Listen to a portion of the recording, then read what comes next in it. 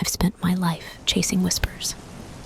Whispers of ancient treasures buried beneath the sands, of forgotten pharaohs erased from history, of gods that demanded blood and devotion. But there are some whispers that should never be followed, some secrets better left undiscovered. My name is Dr. Marcus Lowell, and I've seen what happens when the past refuses to stay buried. It started with a letter delivered to my hotel room in Cairo. The envelope was old, the paper inside yellowed and brittle, as if it had been waiting for years to be read. There was no signature, no return address, just a single sentence written in a hand so precise it felt unnatural. The tomb of Anubis's high priest lies beneath the sands of Saqqara, untouched by time and man. Most would have dismissed it as a prank, but I've learned to listen to the quietest voices. I spent weeks researching, poring over texts and maps, searching for any mention of this high priest. There was nothing. It was as if he had been wiped from history, his existence hidden from the world. That only made me more determined to find him. My team was hesitant from the start. They weren't scholars like me. They were locals, hired for their knowledge of the desert and their willingness to dig where others wouldn't.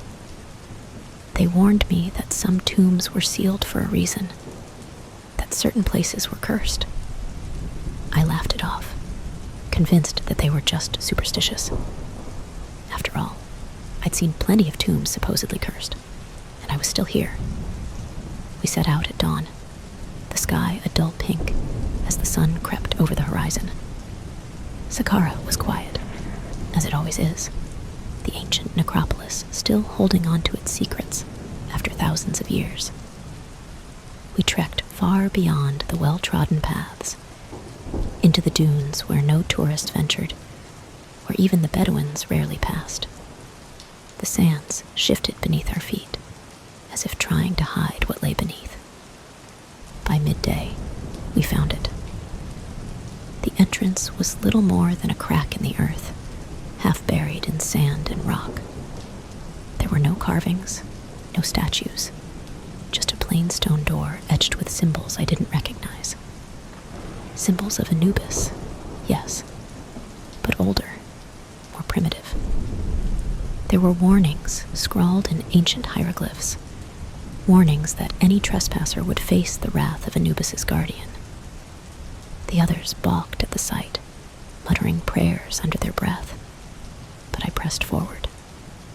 It took hours to clear the entrance, the sun long gone by the time we finally broke through. A foul stench wafted up from the darkness below, a mix of decay and something else, something I couldn't place. My flashlight flickered as I peered into the void, revealing a narrow staircase descending into blackness.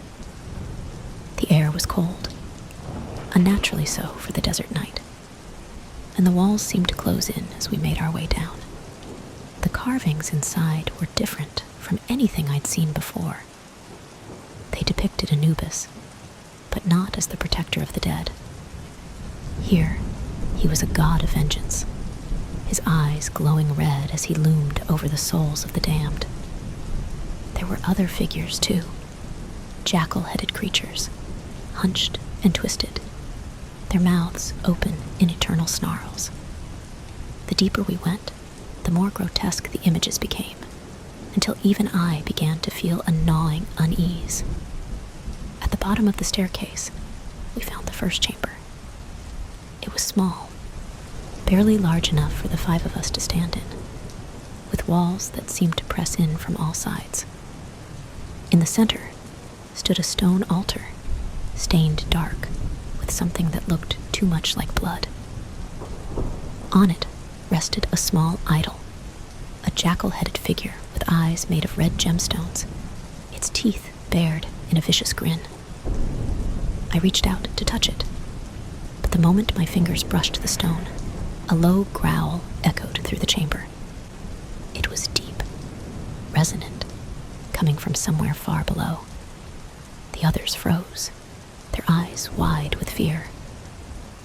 I told myself it was just the wind, but even I couldn't ignore the way the ground seemed to tremble beneath us, as if something was stirring in the depths of the tomb. It was then that I first felt it, the cold, creeping sensation of being watched.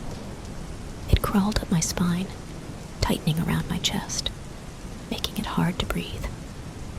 I turned quickly, my flashlight sweeping across the chamber, but there was nothing there. Just shadows dancing on the walls, shifting as if they had a life of their own. I should have listened to my instincts, should have turned back right then and there. But I was too close. The tomb of Anubis's high priest was within reach, and I wasn't about to let some ancient superstition scare me off. I pushed the fear aside, telling myself it was just nerves. After all, what harm could a long-dead priest really do? I was about to find out. The narrow staircase led us deeper into the earth, the air growing colder with each step. Our flashlights flickered in the darkness, the beams of light barely cutting through the thick blackness. The walls were closer now, almost claustrophobic, and I could hear the others whispering nervously behind me. They wanted to turn back. I could feel their fear, but I pressed on, driven by the promise of what lay ahead. The carvings became more disturbing as we descended. Anubis, once the dignified guide of souls, was now portrayed as a wrathful deity, his jackal head twisted into a snarl, eyes glowing like embers in the dark. But it was the figures surrounding him that unsettled me the most. They were humanoid, but misshapen, with elongated limbs and hunched backs. Their heads were jackal-like, but far more grotesque. Jaws unhinged, teeth sharp and uneven, eyes wide with a maddening hunger. These were not mere representations. They felt like warnings, like the tomb itself was trying to tell us something. Finally, the passage opened into a larger chamber, its ceiling lost in shadow. At the far end stood a massive stone door, sealed shut and covered in layers of dust. Hieroglyphs adorned its surface, their meaning clear even to those untrained in the language. Asterisk, beware the guardian of Anubis. Let no man trespass on this sacred ground or face the wrath of the underworld. The others hesitated, but I could see the glint of greed in their eyes. The promise of treasure was too great. After all, what guardian could survive millennia entombed in the earth? Surely it was just another myth, a story to scare off grave robbers. I stepped forward, examining the door. The carvings here were more elaborate, depicting a procession of priests, their heads bowed in reverence as they led a chained creature toward Anubis. The creature's form was obscured, hidden in shadows and spirals, but its eyes, those same red eyes, glowed with a malevolence that sent a shiver down my spine. "This is it," I said, my voice echoing through the chamber. "The tomb of Anubis's high priest. We're the first to set foot here in thousands of years." The others murmured in agreement, though I could hear the hesitation in their voices. I ran my hands over the door, feeling the cold stone beneath my fingers. It was sealed tight, the weight of ages pressing down on it. But I was determined. With some effort, we pried the door open, the sound of grinding stone reverberating through the chamber. As the door creaked open, a rush of cold air hit us, carrying with it the stench of decay. My flashlight flickered, and for a moment, I thought I saw something move in the darkness beyond the doorway, something large and serpentine. But when I blinked, it was gone. The chamber beyond was vast, the walls lined with shelves filled with dusty scrolls and ornate jars. In the center stood a black stone sarcophagus, its lid carved with intricate designs that glimmered in the dim light. The sarcophagus was unlike any I'd ever seen. Sleek, almost modern in its design, with sharp angles and smooth edges. But it was the carvings on the lid that caught my attention. They depicted a man. No, not a man. A figure with the body of a human and the head of a jackal, its eyes red and cruel. Around him were scenes of death and judgment, of souls being torn apart by dark, shadowy figures. But beneath the figure, coiled around his feet, was a serpent, a massive, twisted thing with scales as black as night and eyes that gleamed with malice. "This must be the high priest," I whispered, more to myself than to anyone else. "The one who served Anubis? Or perhaps became something else in the process." The others hung back, their fear palpable. I could see it in their eyes, the way they glanced nervously at the shadows, as if expecting something to leap out at them. But I was too enthralled, too consumed by the discovery to care. I had to know what was inside. With a deep breath, I placed my hands on the lid of the sarcophagus. The stone was ice cold, sending a shock up my arms. The others shifted uneasily as I prepared to lift the lid. But no one tried to stop me. They knew better. As the lid slid open, the air grew colder still, a chill that cut through my bones. Inside, the sarcophagus was empty. No mummy, no remains, just darkness. For a moment, I felt a pang of disappointment, but then I noticed something glinting in the shadows. A small, intricately carved amulet, shaped like the head of Anubis, with ruby eyes that seemed to burn in the darkness. I reached for it, my fingers brushing against the cold metal. The moment I touched it, the chamber filled with a low, rumbling growl, the same sound we'd heard earlier, but now closer, more menacing. The ground beneath us trembled, and from the shadows, something began to move. It started as a whisper, a low hiss that grew louder, echoing off the stone walls. Then, from the dark recesses of the chamber, it emerged. A figure stepped into the dim light, its body shrouded in darkness. But its eyes, those terrible, glowing red eyes, pierced through the gloom. The creature was tall, towering over us, with the head of a jackal and the body of a man, just like the carvings. Its skin was black as midnight, its fur sleek and glistening. But there was something wrong, something unnatural about its movements. It seemed to flicker, as if caught between this world and the next, its form shifting and blurring at the edges. We stood frozen, paralyzed by the sight of it, the guardian of Anubis. The very thing we had been warned about, the servant of the god of the dead, awakened by our intrusion. It growled again, a deep, guttural sound that resonated in my chest. Then, with a swift, fluid motion, it lunged at us. Panic set in. The others screamed and bolted for the entrance, but the creature was faster.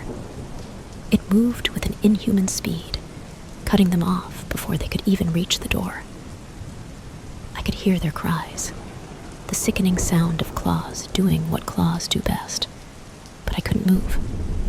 I was rooted to the spot, unable to tear my eyes away from the horror unfolding before me. Then it turned toward me, its eyes locking onto mine. In that moment, I knew there was no escape. This was no mere legend, no myth. The guardian was real, and it had been waiting for centuries for someone foolish enough to disturb its rest. And I had awakened it. screams of my team echoed in the chamber, bouncing off the cold stone walls. I stood frozen, my mind struggling to comprehend the horror before me. The Guardian's eyes burned into my soul, a searing gaze that seemed to weigh my sins, judge my trespasses. For a moment, it was as if time itself had stopped, everything around me fading into the shadows, leaving only those terrible eyes and the sound of my own heartbeat pounding in my ears. Then it moved again. In an instant, the Guardian was upon me, its towering form blotting out the weak light of my flashlight. The scent of decay and earth filled my nostrils as I stumbled back, my legs finally obeying my panicked mind. I turned and ran, my footsteps echoing in the narrow corridors as I fled deeper into the tomb. The sound of claws scraping against stone pursuing me. The passageways twisted and turned, leading me in circles. Every shadow seemed to stretch and warp, as if the tomb itself was conspiring to trap me. The carvings on the walls blurred as I passed them, the grotesque figures seeming to writhe in the flickering light. My breath came in ragged gasps, the air growing thinner, colder, as if the very life was being sucked out of the place. I had to get out. I had to escape. But the entrance was gone, the way back swallowed by darkness and the labyrinth of stone. All I could do was keep moving, driven by sheer terror, hoping against hope that I would find some way out. But the deeper I went, the more the whispers grew, soft, sibilant voices that seemed to come from the very walls around me. They spoke in ancient tongues, their words incomprehensible, yet filled with malice. It was the Guardian, I knew it, taunting me, promising the same fate that had befallen my team. And then, just when I thought I couldn't run any longer, I stumbled into another chamber. It was small, cramped, and dimly lit by a faint, eerie glow that seemed to emanate from the walls themselves. In the center stood a shrine, its stone surface covered in dust, with a statue of Anubis towering over it. But this was no ordinary statue. The eyes of the jackal god were missing, replaced by empty sockets that seemed to watch me nonetheless. Desperate and gasping for breath, I collapsed in front of the shrine. My hands trembled as I reached out, brushing the dust away to reveal the inscriptions beneath. They were ancient, older than anything else in the tomb, written in a language I could barely decipher. But as I traced the symbols, their meaning became clear. This was no ordinary shrine. It was a prison, a place of containment. The Guardian had once been a man, a high priest who had betrayed Anubis, seeking power over life and death. In punishment, he had been transformed into the jackal-headed creature, bound to this tomb to serve as its eternal protector. But there was more. The inscription spoke of a way to weaken the Guardian, to break its connection to Anubis. It required an offering, a sacrifice given willingly to the god of the dead. My blood ran cold as I realized what it meant. The others were dead, their lives already claimed by the Guardian. There was no one left to offer, no one but me. The whispers grew louder, more insistent, as if urging me to act. My hands shook as I reached for the small blade lying on the shrine, its edge dulled by time, but still sharp enough for what needed to be done. Could I do it? Could I really offer myself to Anubis, hoping it would be enough to stop the Guardian? But I had no choice. If I didn't, the Guardian would hunt me down, tear me apart like it had the others. And even if I escaped, what kind of life would I have?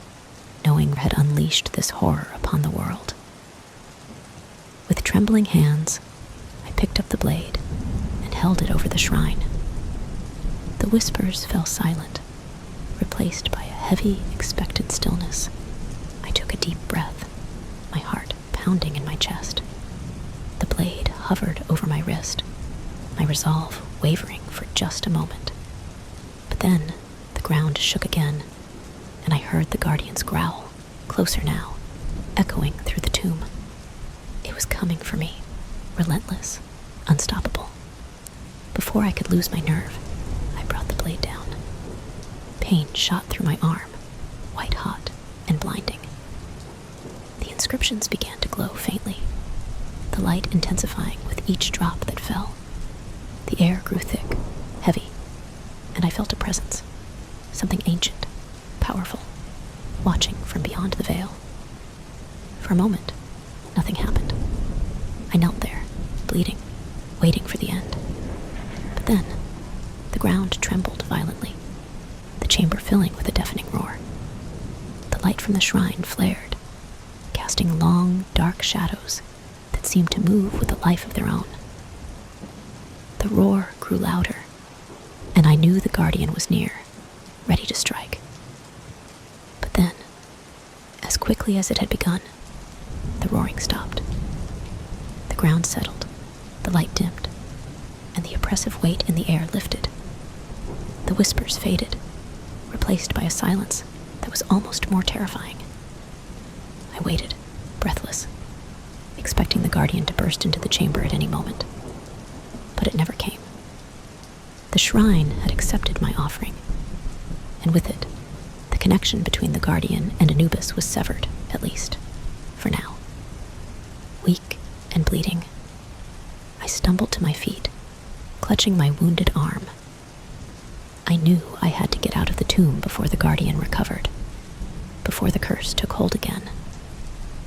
My only hope was that the creature would remain bound within the tomb, unable to leave its ancient prison without the god's power behind it. As I made my way back through the dark corridors, the tomb felt different, as if the malevolent force that had haunted its halls was gone. But I couldn't shake the feeling that something was still watching me, still waiting in the shadows. By the time I reached the entrance, the first light of dawn was breaking across the desert, casting long shadows over the sands. I collapsed outside, gasping for breath. The weight of the tomb finally lifted from my shoulders. But as I lay there, staring up at the sky, I knew I wasn't safe. The guardian was bound, but it wasn't destroyed.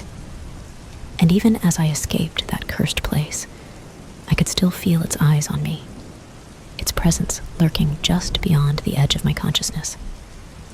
I had awakened something ancient, something that had been meant to sleep forever. And though I had survived the tomb, I knew the curse would follow me. The guardian wasn't just a creature. It was a manifestation of the god's wrath, a force that couldn't be stopped by mortal hands. And one day,